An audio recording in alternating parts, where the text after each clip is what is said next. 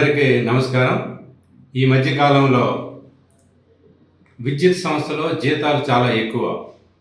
స్వీపర్కి 2 లక్షలు, సిఈకి 7 లక్షలు. ఈ చర్చ బాగా జరుగుతూ ఉంది, జరిగింది కూడాను. కొన్ని ఛానల్స్ అయితే ఇక పని కట్టుకుని కేంద్ర కేబినెట్ సెక్రటరీ కూడా అంత జీతాలు లేవు, చీఫ్ సెక్రటరీ తెలంగాణ రాష్ట్రంలో చీఫ్ సెక్రటరీ కూడా అంత జీతాలు లేవు, రాష్ట్రపతి జీతమే ఇంత, ప్రధానమంత్రి గారి జీతం ఎంత, ముఖ్యమంత్రి గారికి జీతం ఎంత అని కామెంట్లు పెట్టారు. ఇటువంటి వాళ్ళందరికీ నేను చెప్పదలుచుకున్నదే, ప్రధానమంత్రి గారికి ముఖ్యమంత్రి గారికి ఇచ్చేది జీతం కాదు, గౌరవ వేతనం అనేది ఆలోచించాలి. అంత కూడా పరిజ్ఞానం లేకుండా గౌరవ వేతనానికి ఉన్నటువంటి తేడా తెలియకుండా మాట్లాడి ఉద్యోగుల్ని అవమానపరచడం అనేది అంత మంచి పద్ధతి కాదు అని చెప్పి నేను చెప్పదలుచుకున్నాను. ఇక విద్యుత్ సంస్థలో జీతాలు ఎక్కువ అంటున్నారు. స్వీపర్కి 2 లక్షలు, సిఈలకి 7 లక్షలు అంటున్నారు. అసలు తెలంగాణ ట్రాన్స్కో, జెన్కో, డిస్కామ్స్లో మొత్తం సిఈలు ఎంతమంది ఉంటారు? 7 లక్షల జీతం అంటున్నారు కదా, ఎంతమంది ఉంటారంటే బహుశా నాకు తెలిసి 40, 50, 45 మంది కంటే ఎక్కువ ఉండరు.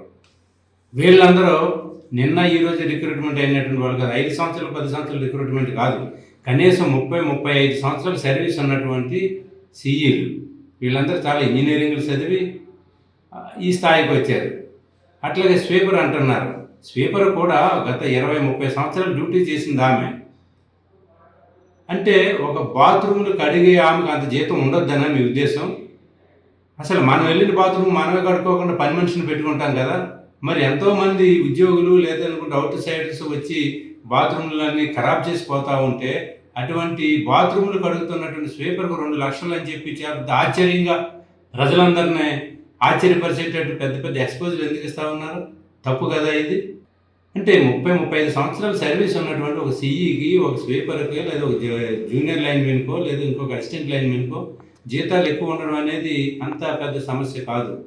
ఎందుకంటే మీరు కామెంట్ చేసినటువంటి వాళ్ళందరూ కూడా, అంటే దీనికి ప్రధానమైనటువంటి అంశం మన రాష్ట్రంలో చీఫ్ సెక్రటరీ గారు బయటకు తీశారు.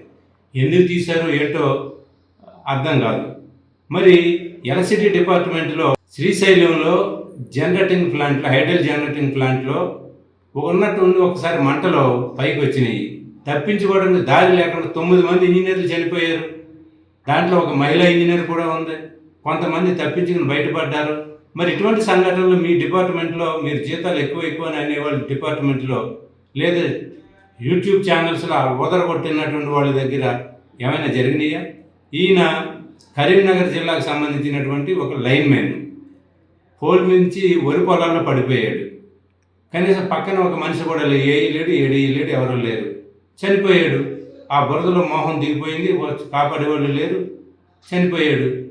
అట్లాగే రీసెంట్గా రాజేంద్ర నగర్లో ఒక లైన్మెన్ కాలిపోతున్నాడు. చూడండి పోల్ మీద ఎట్లా కాలిపోతున్నాడు.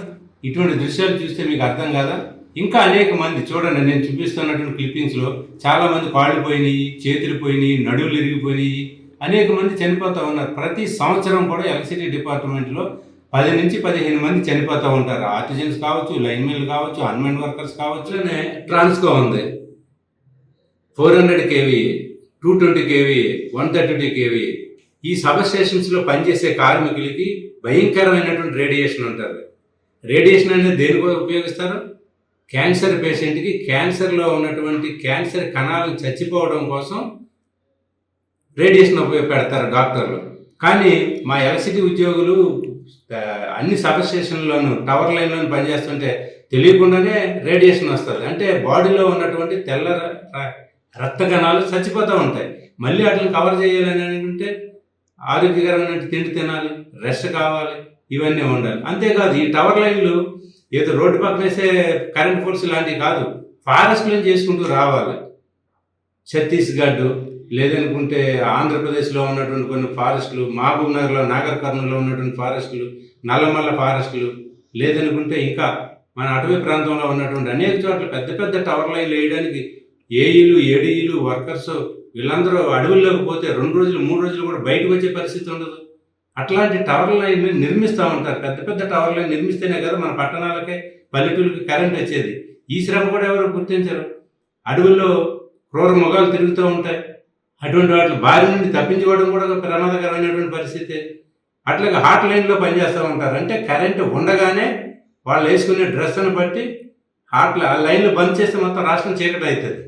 మరి అటువంటి హాట్ లైన్లో పనిచేస్తూ ఉంటారు. దాని మీద ఏఈలు, ఏడీఈలు, డిఈలు, ఆర్టిజన్స్, లైన్మెన్లు అందరూ పనిచేస్తూ ఉంటారు. అంటే మనం కరెంట్ స్విచ్ చేస్తేనే కరెంట్ షాక్ పడుతుందని భయపడతాం కదా. 400 కేవీ, 220 కేవీ, 130 కేవీలో హాట్ లైన్లో కరెంట్ ఉండగా, లైవ్ లైన్లు అంటే కరెంట్ ఉండగా కూడా పనిచేస్తున్నారంటే వాళ్ళకి ఎంత ధైర్య సాహసాలు ఉండాలి. వాళ్ళ ప్రాణాలు అరిచేతులు పెట్టుకుని కదా పనిచేసేది. మరి అటువంటి వాళ్ళకి మనం ఏం ఎంకరేజ్ చేస్తా ఉన్నాం? మరి ఇంత జీతాలు ఎక్కువ అంటున్నారు కదా. ఇట్లాంటి సంఘటనలు మీరు చూస్తున్నటువంటి డిపార్ట్మెంట్లోను, మీరు చేస్తున్నటువంటి డిపార్ట్మెంట్లోను చనిపోయినటువంటి సంఘటన ఒక్కటి చూపించండి.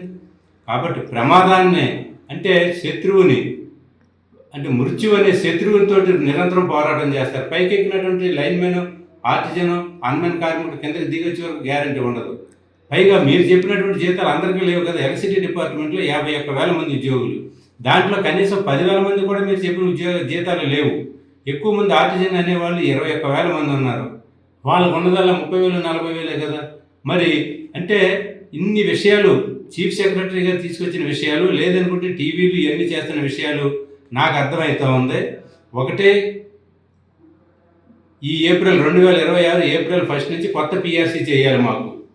ఈ పిఆర్సీని ఎగ్గొట్టడం కోసం రాష్ట్ర ప్రభుత్వం వెనకాలండి ఇట్లాంటి ప్రజలకి తప్పుడు సమాచారం ఇచ్చి విద్యుత్ ఉద్యోగుల మీద తిరుగుబాటు చేసే ప్రయత్నం అన్న ఒకటి అవ్వాలి. లేదనుకుంటే కేంద్ర ప్రభుత్వం తీసుకొస్తున్నటువంటి విద్యుత్ సవరణ బిల్ 2025 ద్వారా మన తెలంగాణ రాష్ట్రంలో 3వ డిస్కాం పెట్టి మిగిలిన ఉచితాలన్నీ ఆ డిస్కాం పేరు మీద మార్చి మిగిలిన ఎన్పిడిసిఎల్లో, ఎస్పీడీసీఎల్, హైదరాబాద్లో ఉన్నటువంటి ఒక డిస్కామ్ని, వరంగల్లో ఉన్నటువంటి ఎన్పిడిసిఎల్ డిస్కామ్ని ప్రైవేటీకరణ చేయడం కోసం ఎత్తుగడగా ఉందే తప్ప ఇది జీతాలు ఎక్కువ అనేది కాదు. మేము పోరాటం చేసి ప్రజల యొక్క సహకారం తీసుకుని విద్యుత్ పోరాటాలు ప్రాణాలకు తెగించి పోరాటం చేస్తున్నటువంటి ఉద్యోగులు కదా.